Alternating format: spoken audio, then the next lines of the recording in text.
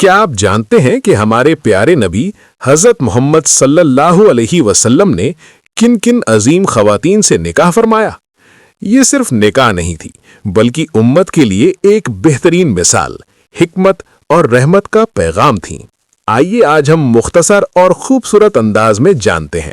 سب سے پہلے نکاح ہوا حضرت خدیجہ رضی اللہ عنہا سے۔ یہ حضور صلی اللہ علیہ وسلم کی پہلی زوجہ تھیں، جو ایک نیک، سمجھدار اور مالدار خاتون تھیں۔ انہوں نے ہر مشکل وقت میں حضور صلی اللہ علیہ وسلم کا ساتھ دیا، خاص طور پر نبوت کے آغاز میں۔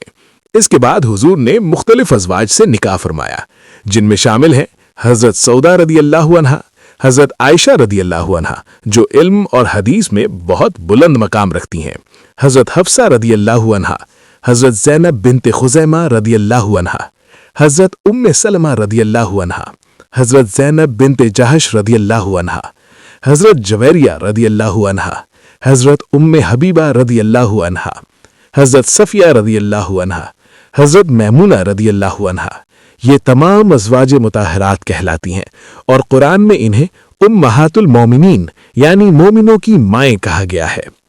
ان نکاحوں میں بہت سے اہمیتیں تھیں: بیواؤں کی کفالت، قبائل کے درمیان تعلقات مضبوط کرنا، دین کی تعلیم کو آگے پہنچانا۔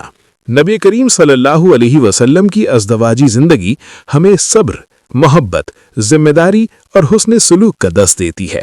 ہمیں بھی چاہیے کہ ہم اپنی زندگی میں ان سنتوں کو اپنائیں۔ اب اگر آپ کو ایسی خوبصورت اسلامی معلومات پسند آئیں تو ہمارے چینل کو ضرور سبسکرائب کریں، ویڈیو کو لائک کریں اور دوسروں تک شیئر کریں۔ جزاک اللہ خیراً۔